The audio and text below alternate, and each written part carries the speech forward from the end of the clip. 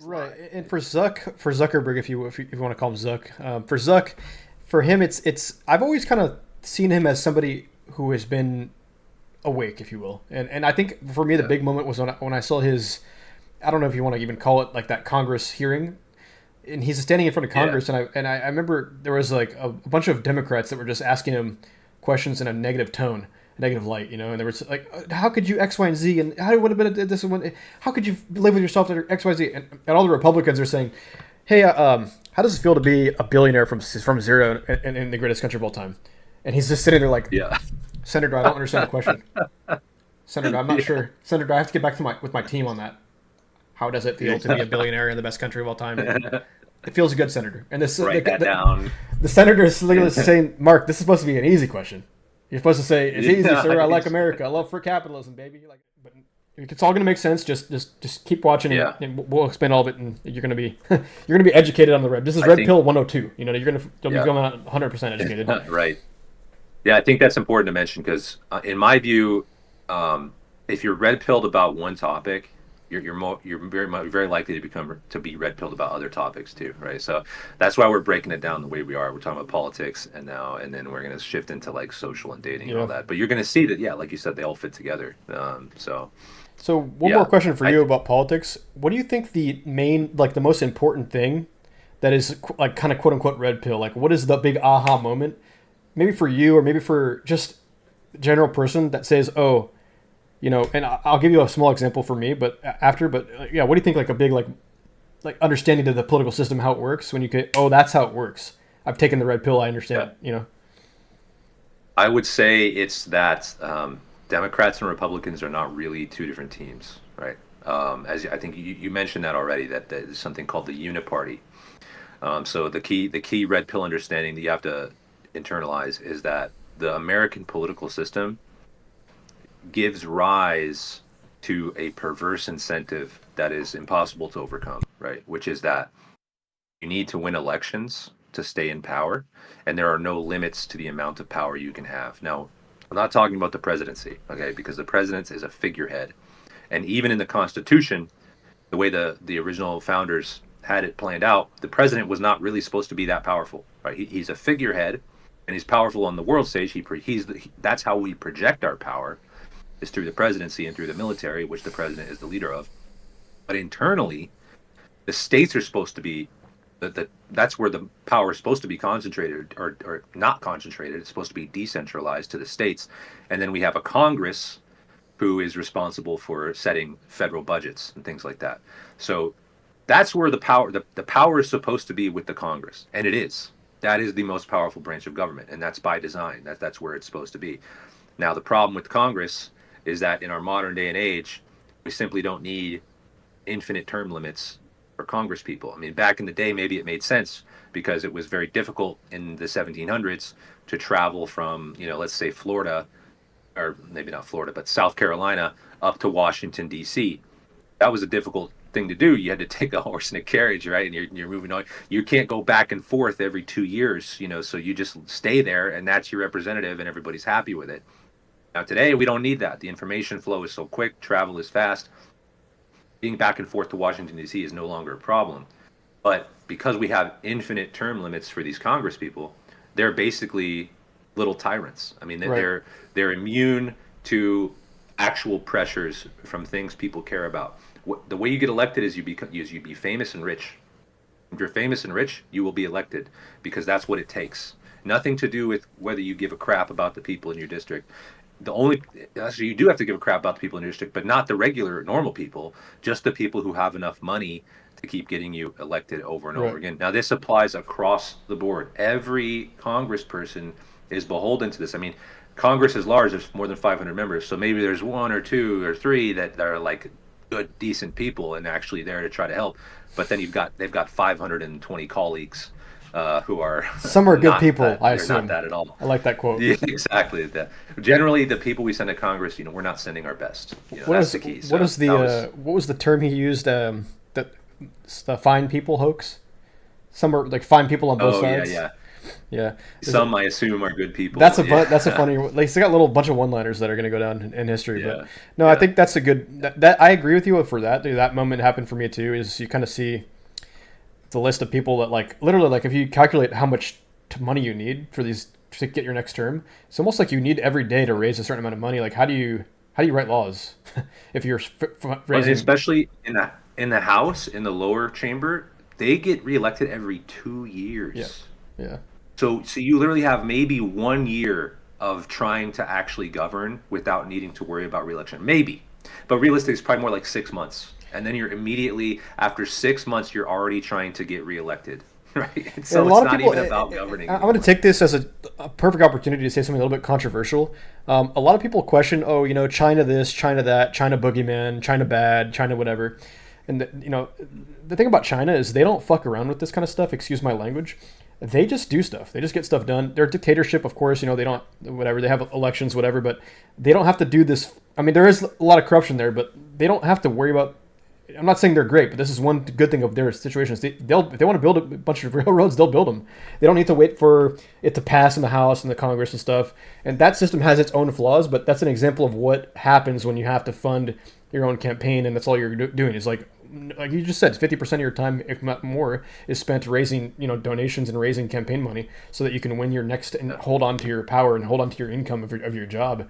Whereas out there, they have a different system. They just build. In fact, they actually have too many railroads and too many trains now at this point because they've built way too much. Like there's certain downsides of that and stuff, but that's how they get stuff done. And I think people have Right. feeling this. The average person here in my state, I live in California, the average person here has been told, "Hey, we're going to build this high-speed railroad, from San Diego to San Francisco. It's going to take an hour. It's a bullet train." We've been being told that for 10 years. It's not happening. It's never going to happen. But we've been every year, a couple of years, oh, we're getting that done. We're going to get that done. It's never going to happen because there's so much red tape involved. But the people that are promising us that are gone in 6 years, are gone in 2 years, and it's a rotating like revolving door. They're gone to some lobby company that they were, Yep. don't like, having some taking donations from. Like now they're working at that company. Interesting how that worked out, but that's how it works. And Yeah. the question that I asked you, the answer for me would be something similar to what you said. But also, I was so anti-Bush at the time because, he was kind of pushing this war in Iraq, and I thought, Iraq, that doesn't make sense. It wasn't Afghanistan like who was quote unquote involved in 9/11? Why are we going to Iraq? And I was pretty young, so I didn't really know too much. But I questioned it and I looked into it, and I'm thinking, no, I don't really like Bush. He's kind of putting us in too many wars. I'm not a huge fan of that. Let's go with this other guy, Obaka Barama. So I put Obaka Barama in my head as anti-war, but then 4 or 5 years later, I'm starting reading up, and I'm like, wait a minute. Not only are we still in Iraq, we're now in Libya, Syria, Yemen, Somalia. Like it actually expanded a lot more than just Iraq, and this is kind of quote unquote to spread this like liberal hegemonic like secularism into the Middle East. And when you start to peel back the layers, no one, not even them, no one, not even like the politicians that say this believe that it's about spreading that kind of stuff. It's not about spreading good moral systems to different countries. It's all about money and oil and everything, and that's how things get done. Nobody does things out of good faith like at that level. No one's just being Right. charitable. I mean, there's certain like churches that do missions, and they probably do believe that, but they're super low level, and you're not going to hear about it. When you say something like, "Oh, we need to do reform of like women's rights in Afghanistan are not good," I'll bet you 90% of my net worth that there's zero politicians that care about that. Maybe 1% of people that actually care about that. And there's a lot of problems that they overlook and then they don't kind of jump into it. So it's all about, in my mind, money. And that's kind of like you said. It's interesting that money is what we both kind of answer, was both of our answers for what woke us up to kind Yeah. of what's really going on. You know what I mean? So it, it, it Right. really is. And I think what I was going to say is the modern day situation. I think that's going to be the red pill moment for a lot of people that are like in the next generation. I think is when you look at Mark Zuckerberg and how he's kind of done his little transformation. He kind of funded the Democratic campaign. He donated a lot of money to them. I don't know the numbers. It's 150 million, I believe. It's a big number. And he's Yeah. also, trying to form good connections with Donald Trump, Dana White, etc. That whole camp. Dana White, I don't know if he's considered a Republican, but he's definitely like pro Donald Trump. He was in a lot of rallies and stuff, Yeah. and so if and now he's on the board at Facebook or Meta, so he's investing in both parties. You know what I mean? Because he Yeah. wants to be able to have those connections and have a loose a relationship with people in Congress and stuff. So that's somebody who understands the system. From it is a financial system. It's not a morality system, and he's kind of a guy. If you look at him, and if you look at him in good faith, you're going to see what I see in him is, and I've always seen this in him, is that he's really a problem solver. He doesn't really care too much about the emotional aspect of things, and he doesn't get bogged down by that. He just plays the game, and he wants to kind of figure out the best solution for things, right? So Yeah, talk about a yeah, little bit of yeah. his recent transformation, and tell me if you think what I think as well is that it's a big turning point for some people that are like maybe a generation behind us, and kind of viewing maybe this is an aha moment for them. You know what I mean? Yeah. Well, I think that's a great example. Like, I think Zuckerberg has probably always been red pilled in the true sense of the term, right? Like, he sees what's going on and he knows. The difference between the average guy, let's say you or me, and Mark Zuckerberg is simply that we're not in control of the world's most powerful company, arguably. So like we don't have those incentives to like play the game with both Democrats and Republicans. We have our own tiny little concerns, and we just want what's best for society so that we can be stable and thrive, right? Zuckerberg sees the truth of the world, which is that you pay for play, right? And that's why you're saying now it's funny because he is doing his little transformation, right? He started hitting the gym, and he's going on Joe Rogan, and Your neck getting gets comfortable with bigger. the right wingers. People start to notice. Exactly, right. People are starting to notice that, and like here's the thing. It looks to somebody who is ignorant, it looks like he's being red pilled right now, right? Like if you're ignorant, you would think, oh look, Mark Zuckerberg's taking the red pill. He's going to the right team, to the right side. No, he's always been red pilled. He's simply recognizing that the levers of power are now in different hands. He sees the way the wind is blowing. And that's kind of why we're talking about this subject in general right now. Because the vibe is shifting. Like the liberal establishment is dead. They're dead and they're floundering on the ground right now like little fish flopping on the deck. They have nowhere to go because they've been totally dismantled, and it's really getting ugly for them. So people who used to be Democrats, like Mark Zuckerberg, understand that there's no point in remaining loyal to this party anymore. That's a sinking ship. They're going to take the time now that the winds are shifting, to move over to the right camp. But Mark Zuckerberg is still Mark Zuckerberg. He has his interests, and they have not changed. His interest is in making Meta the most powerful media company in the world. That's what he's going to do, and that's all he's doing right now. Now, I'm not saying that like don't trust him ever. Actually, if anything, you can trust him because you know where his loyalties lie. You know Right. exactly what he wants, right? Just be honest about it. Don't get excited that you see Mark Zuckerberg going on Joe Rogan and think, "Wow, look at that! The right wing is winning." Yeah, blah. No, stop. Just understand that yes, you have a new powerful ally for the moment, but you have to understand what his true motives and goals are. That's what the red pill is. So that's kind of what we were saying earlier. Don't fall into the tribalism. Don't just get excited that these big faces are on your side now. Right. Understand that yes, they may be useful allies for the time being, but it's that where their true loyalties Right, lie. and for Zuckerberg, if you want to call him Zuck, for Zuck, for him, it's I've always kind of seen him as somebody who has been awake, if you will, and I think for me the Yeah, big moment was when I saw his, I don't know if you want to even call it like that Congress hearing, and he's standing in front of yeah, Congress, and I remember there was like a bunch of Democrats that were just asking him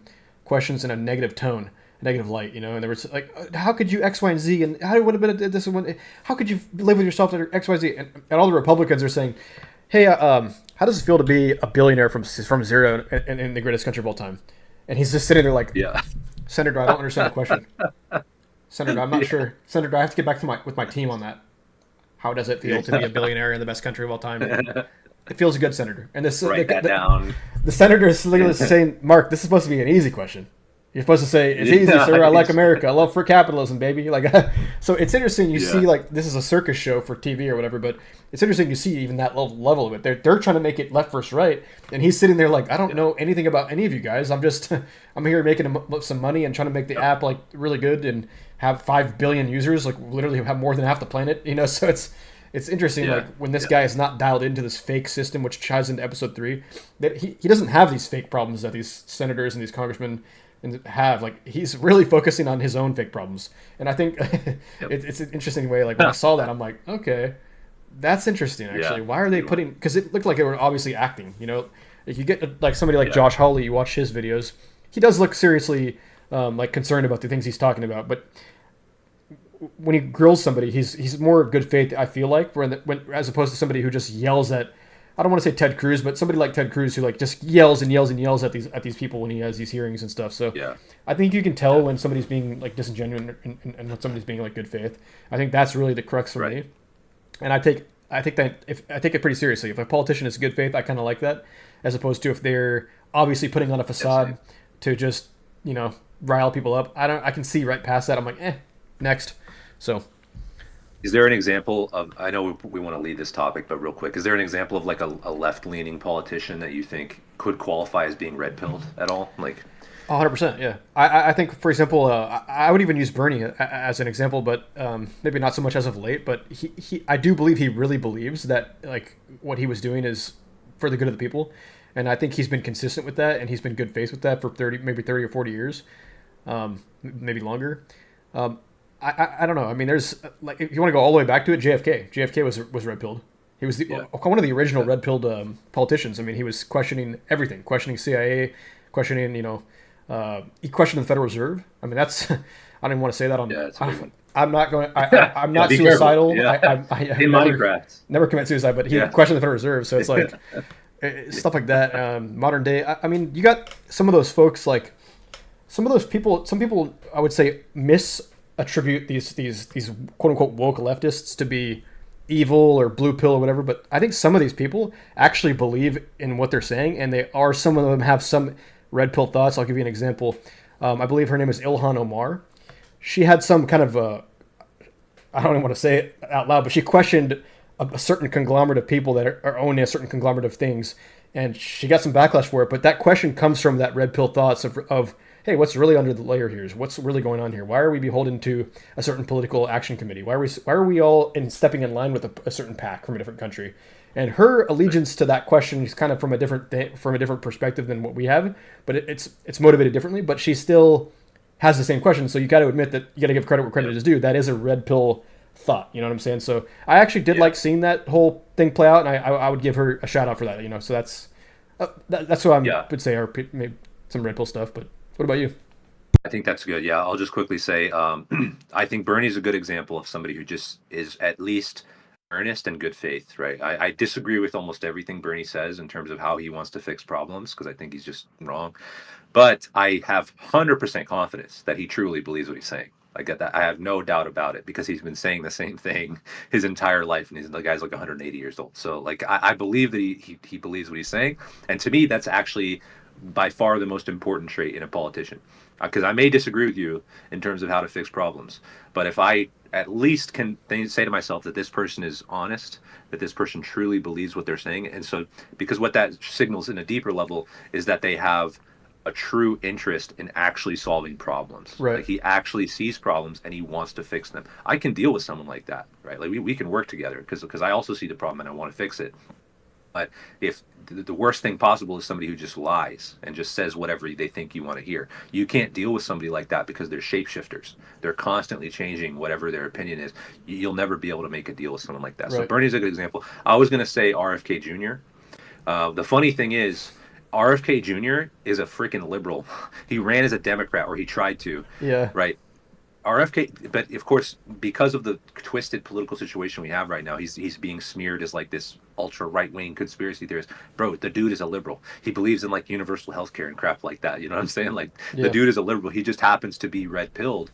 And I guess that's the key thing here too, is what you were saying, even with the Representative Ilhan Omar, is like the red pill is not it's not okay. Where the metaphor breaks down is that it's not an actual pill you can take that then shows you the truth of everything. That's just a metaphor.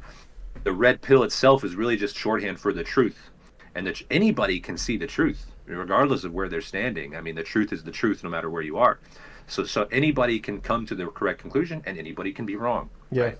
So that's where that's why it's a fundamental that you're sincere about the ideology of the truth, not necessarily assuming that any one person has all of it because they don't. No, I think But yeah, that's what I was saying.